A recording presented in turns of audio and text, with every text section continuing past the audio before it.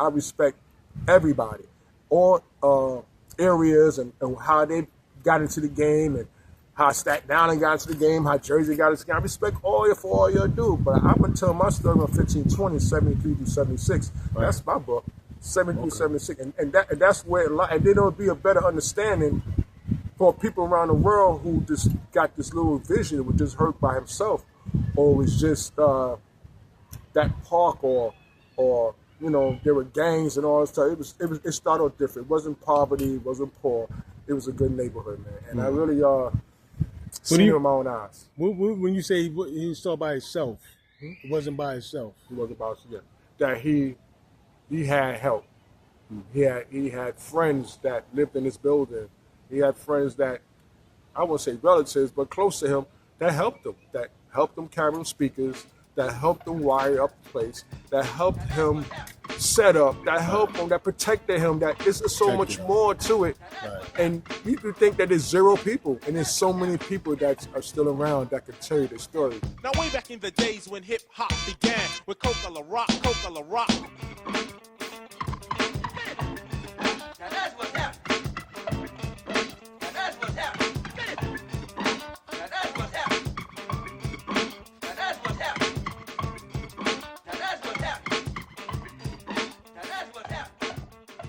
And what we're doing, I want to make sure you're clear with this, is that we are reproducing the cultural migration of hip-hop.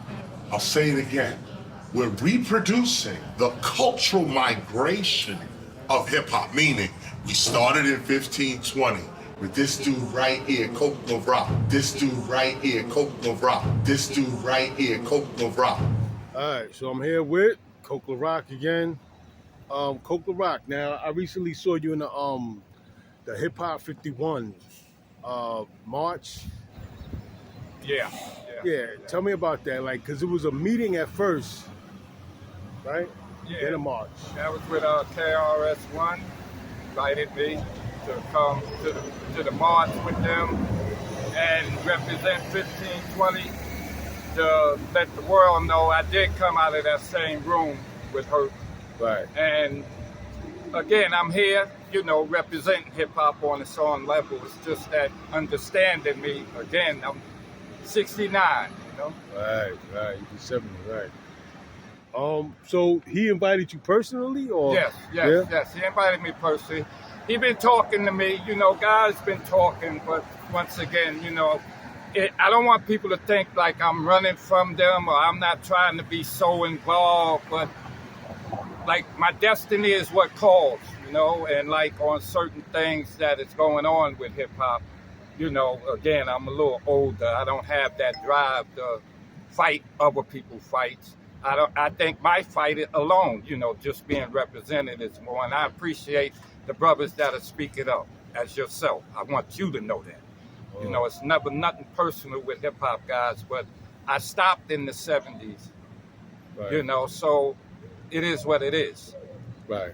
Was that your, like, when was the first time you met KRS-One? Like, I really met KRS-One maybe about, Herc took me to meet him one time because Herc took me to a show with him.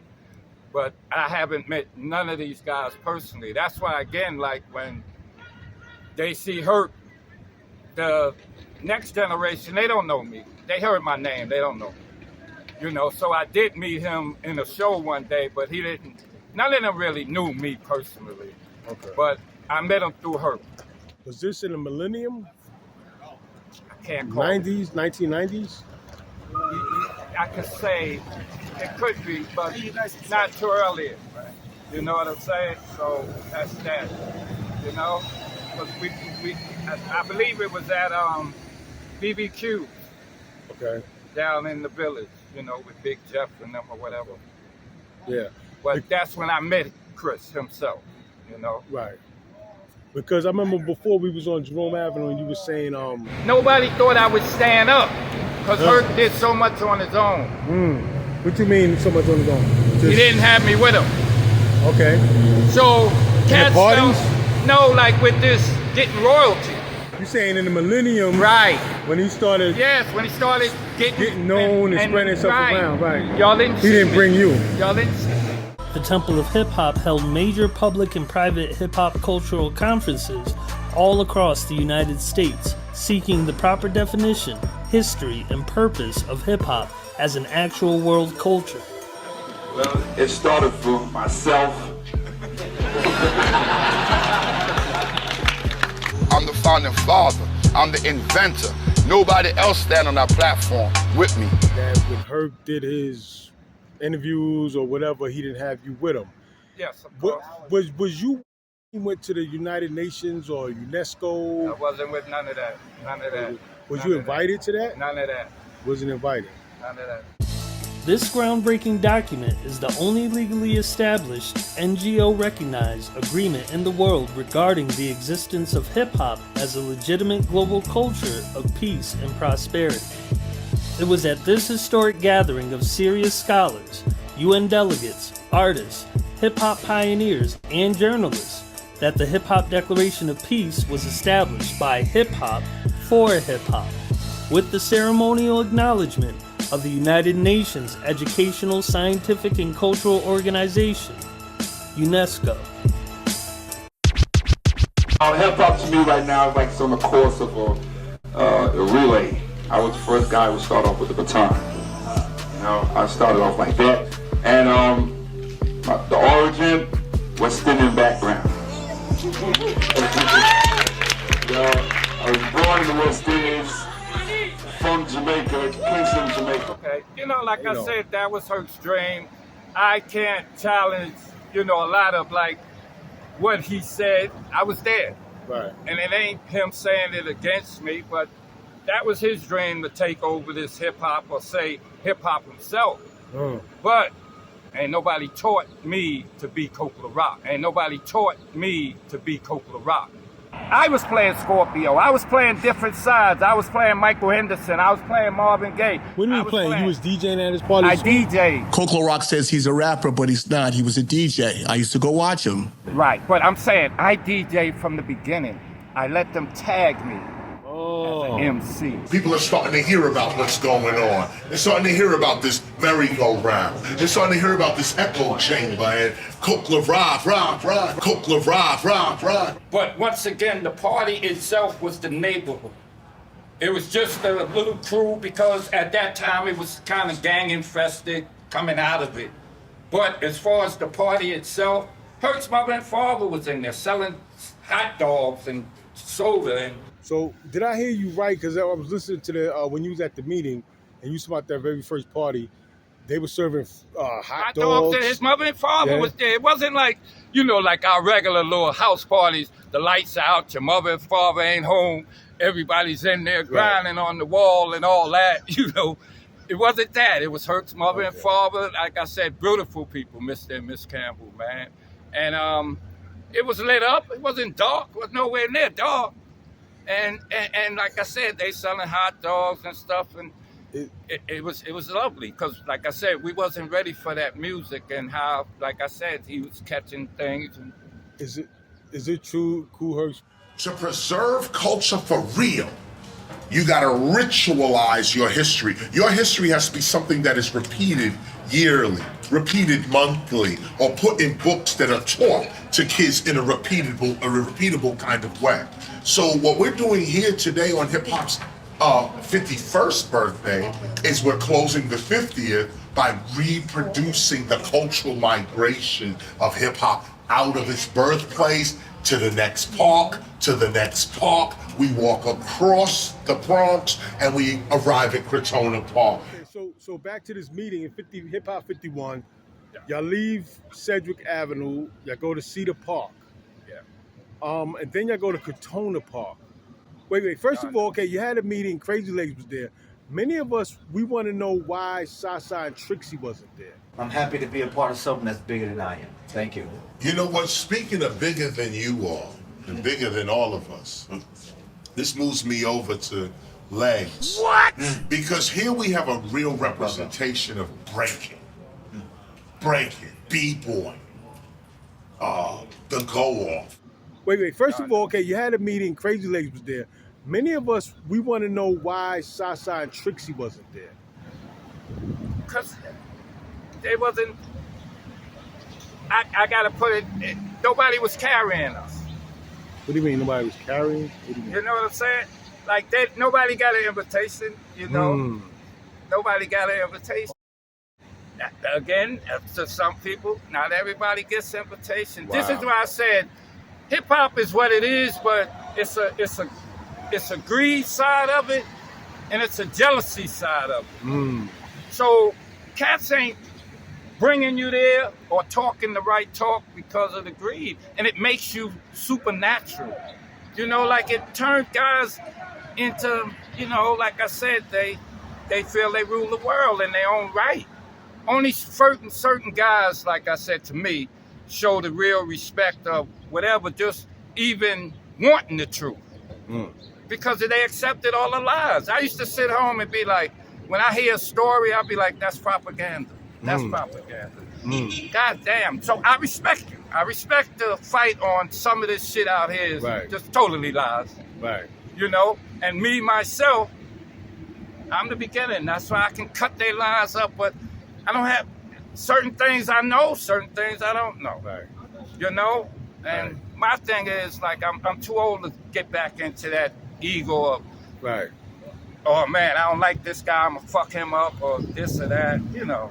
So Trixie and Sasa should have been invited.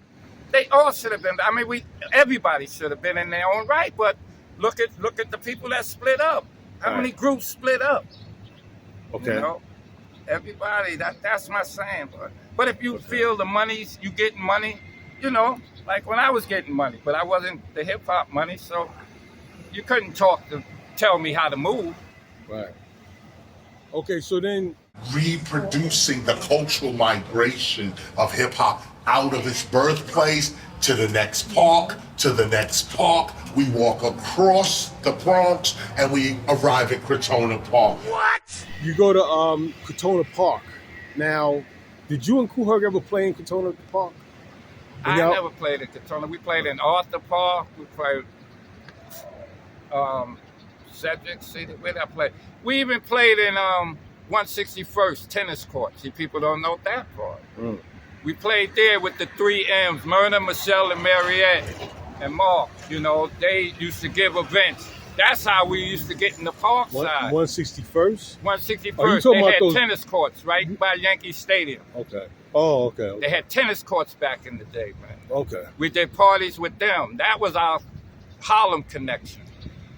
So okay, you and back in the 1970s, you and Kool Herc never played in Crotona Park? No. Okay. Played in Taft Schoolyard. We even played in Arthur Park. Important to understand the migration, the cultural migration of hip hop. We're passing certain parks as we walk through the Bronx. We arrive at Crotona Park. This right here is a symbol. It is a symbolic gesture. You have to stand in the spot where things started and announce that this is where it started. This is how it went down. Was that your first time meeting Crazy Legs? Yeah, I could say. Because, like I said again, even meeting them, never knew none of them. I never knew none of the people, you know, playing music. And even, I met Flash and all them in that early era of that, coming through anything from after the Black Door. But back in the 70s, you don't remember Crazy Legs? Nah. No. Like I said, I wasn't running in the hip-hop circuit, but no, not at all. I didn't know none of them. Only reason I knew Sasa and Trixie and them because they lived in the hood here. But did you ever see Crazy Legs dancing at your party? No, not me. I wouldn't know him if he was out there. But not me. I know I didn't. Because I stopped at the Zodiac. Right. You know? What about the Rockers? They got some guys that do the rock dance, the Rockers. You ever remember the Rockers? I just heard of people now. And, they, you know, in the last 10, 15 years, never taken nothing away from them, you know. Crazy Legs. Shout out to Crazy Legs because he ran. Yeah, no, I respect that. They took hip hop. They took B.Boy to another level. I agree with that. 100%. Crazy Legs took B.Boy to another level. And he actually mentions Mario nowadays. Yes, so shout out to Crazy Legs. I agree. And if they're saying Mario is the very I wouldn't say the hip hop beginnings, but part of the genesis that happened. One thing Crazy Legs said, he was on Drink Champs. It was very interesting. He said, because people said about Kool Herc being a father, he said... That's the one thing I feel like everyone in hip-hop kind of agrees with, that Kool Herc is the father. But he wasn't called the father of hip-hop until Bambaataa told everyone to stop calling himself the father of hip-hop. He told people, yo, don't call me Bambaataa? Right. We all used to call Bambaataa the father of hip-hop. Back in the 1970s, did you used to call Kool Herc the father? No, No, not at all. not at all. Not at all. He was Kool Herc. Right. Do you remember anybody at those 70s parties calling him the father? They tried again outside in Cedar Park. Power from a street light made the place dark. But yo, they didn't care. They turned it out. I know a few understand what I'm talking about. Remember, Herc or somebody, Black Jack, Kool T, Miss Lee would be out in that park playing music for the kids to break dance. Because like I said, it started as a community thing before he went indoors. So you said it was other DJs besides Kool Herc? Oh, yes, it was. Like who? I can name DJs from 1600, DJ Blackjack, Ralph, DJ Fudge, DJ Kryptonite.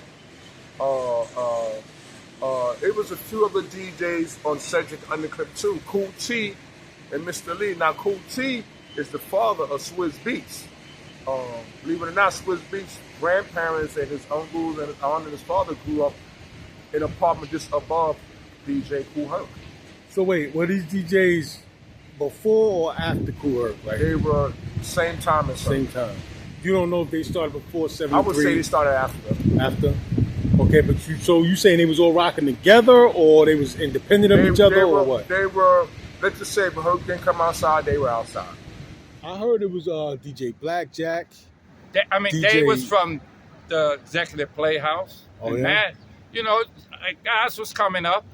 DJ Fudge. Yeah. Yes. Kryptonite. Yeah, I heard them. Definitely true. Oh, you didn't know them too much though? No, because like I said, Kool I T? had a bad incident with a couple of cats. Okay. We was at the Executive Playhouse. Herc's playing. About 12 of them on stage with Herc.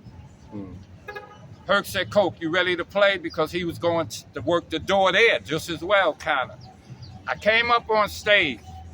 I said, fellas, I don't mean no disrespect. I don't know y'all. Can y'all please leave the stage? And they said, who are you? I said, I'm Herc's partner. They was like, Herc said we could be here. I said, gentlemen, I don't mean no disrespect. I'm asking y'all to leave off the stage. The cat said, fuck Coke, fuck him, man. And I turned around, and when I turned around, I pulled out my 3-7. I said, get off the stage before I blow you off the stage. And everybody got off the stage. Then they went and told Herc, then Herc came back. He was like, which one? And they pointed to me, and he said, what did he tell y'all? They said, get off the stage. And he said, so why y'all didn't? And after that, I said, I don't want none of them up here with me no more. That's when I kept my right-hand man, Hassan and Diamond D. Diamond D is DJ Barron's brother. DJ Barron played on our set. I let him play on our set at the Executive Playhouse before he started becoming. So, right. So what about security? Did y'all ever have security? Herc was at the door. Herc was at the door. And I'm saying again, beside him being at the door, I can talk now. I had a 38, a 37, a 45, and a 12 gauge. That was at every party. Wow.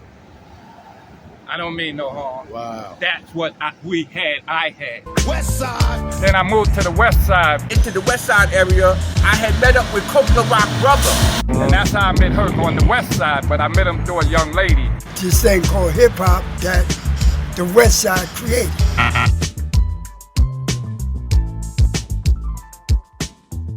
Because to me, Cedar Park was dark. I played there once. I didn't like Cedar Park because it was too dark. And I knew the stick-up kids would tear you up. Oh, yeah? So when we got down to Cedar Park, like I said, I played once, the first night. Herc played there maybe 3 more times, and the second 2 times I heard, cats got robbed, they trampled and knocked the fence down. Wow. That's why they left Cedar Park. The Cedar Park, I hear Cedar Park had it going on, but it wasn't necessarily Herc. I hear it was a lot of other DJs, like River Park Towers. After. Oh, after. We the first ones opened it up, and to show you what did it. I didn't like Cedar Park, number one. It was too dark. Right. The lights was crazy. And we're down in the pit. Ain't nothing there. So guys knew they come stick up as many people as you want. Then I said to him again, you ain't gonna be able to stop nobody. And that's when they had something happen and they tore the fence down. I wasn't even there at that event because I stopped.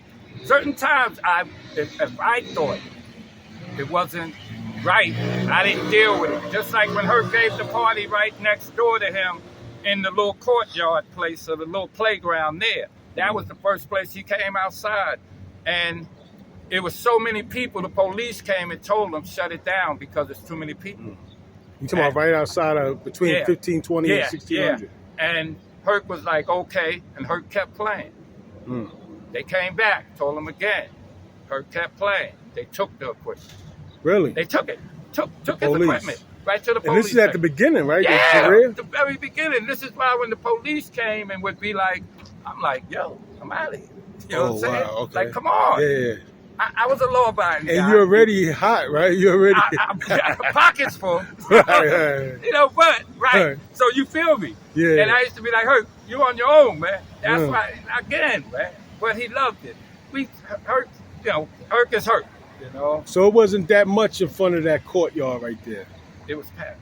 It was what? Packed. Packed, that's what I mean. Yeah, but y'all didn't do it too much because the police Yeah, were... after that, they knew it. That's what made them go to Cedar Park.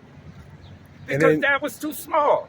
All right. And then Cedar... How many, go ahead. Right. Cedar was crazy. Then after the fence fell down, we went to Taft Schoolyard. Okay. That's when I seen that we packed the whole schoolyard because now everybody's coming to our parties. Hustlers, everybody. Right. So that's when we knew, like, to me, I said, wow. And all the hustlers came up because guys used to get money all on 7-0.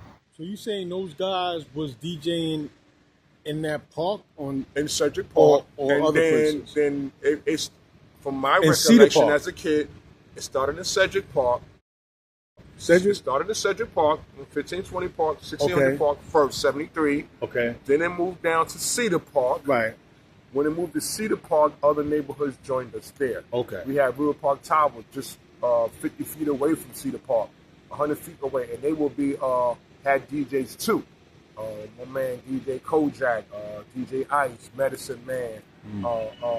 There was a few guys there. Prince. They and were this all is 77. Yeah, 77-ish, something like that. And they all used to play in the park. My man Big Pee Wee and a few other guys from the West Side that had DJ equipment. But like I said, Herc was out there first with it. And I wouldn't say they were copycats, but they were just doing what he was doing. Because sometimes, you know, eventually, the Hevalow, whoever he go, these guys are still in the park playing music, doing it down. Well, according to Coke the Rock, Herc didn't play there too often, too much. At Cedar Park. At Cedar? No, at yeah, Cedar? Yeah, at Cedar Park. At Cedar Park. No, because of it was so many DJs showing up there. I remember guys, Starsky and Hutch.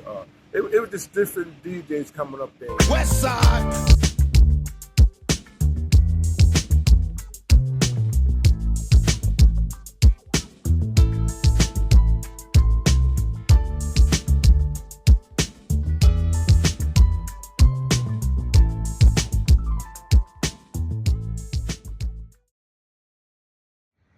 How many times would you say you played right there in front of Cedric outside 1520? Good couple of times. Because like I said at the beginning, you know, he'll bring it out. What's a good couple? 2, 3, 4? Yeah, say 5, the 5 max. times. And how many times would you say you played at Cedar Park? I played once. I ain't gonna lie. Right. I didn't care for Cedar Park. Was y'all playing a lot without each other, or most of the time you was there? Nah, most of the time I was mostly always there. You know, that was fact because people ain't even know that Herc had his equipment in his house. We used to call it the back cave. They ain't know where. He'd bring it out quickly, put it in the band. So he didn't play that much without you? Nah, in the first 4 nah. or 5 years? But yeah, I was always there. That's why I said again, cats talk, but when you didn't mention me, you wasn't there. That's how I know it's too easy. Right. It's too easy. Right. After we got to where, like I was like, Herc, you can't keep going to these parties by yourself, man, because cats is trying to get him. Twice he had to call me. Like, Coke, I don't know, these niggas looking like they all try to get me. I jump in the car, boom, I'm over there. You know, that's when I started swinging with him more. That's when I started going to some of these parties with him, just because. Yeah. You know? One last question, did you and Herc ever fall out of contact? Like, because I'm trying to make logic of why. The Temple of Hip Hop held major public and private hip hop cultural conferences all across the United States. Well, it started from myself. The United Nations and the UNESCO and all these major meetings, and you wasn't there. Did y'all fall out of touch? Nah, he knew where I was at. He knew where you was at? Was it? I never left the Bronx. Never left. But on my behalf, you know what I take it as, like I said again, I don't fault no man or have no thing, but it was only meant. You know, I see it now, it was only meant, because if he would have came and got me, I wouldn't be here now. Like I said, I was a guy of the street. I'd have got that money then, I'd have been, understand what I'm saying? Well, I'm talking about, okay, look, 2001. Yeah. Like, life is highs and lows, peaks and valleys, right? So 2001, 2002, 2003, was you on a low in life, or was you regular, high? I was regular. I was regular. Because I think that's when all of this happened, when he... It started from myself. I was regular, I just was here. Like I said, so he could have brought you with him. It wasn't like you was strung out on drugs or nothing. Like... Yes, sir. Yes, sir. That's why I said again, the image and the personality of people, you know. I was here, man. I didn't go nowhere. Wow. But I see now it was meant. I don't hold no grudges, regardless of nothing. Yeah. You know? Right. Yeah. I would like to say that you were a very humble, gracious guy. Yes, I can't. It's hard for me to do that. So, to be real. It's the people who got these questions are like, right. That's right. I'm one of them who got these questions are like, why you wasn't there? Right. Why is hip hop being passed off as his lone creation? Okay, I agree on that. You know what I'm saying? I agree on that. So it's the people. It's not you. I want to make that clear. Yes. Thank you. And that's what I want to make clear. You know? Right. It's not me having it against the people, but we got questions. I can't chop them or whatever, but because it was meant. That's your man, right? I mean, that's your man. No, but we got questions, so we want to know. No, the world. Right. You know, but I was here. I'll say that much. Okay. Okay, brother, I think that's about it.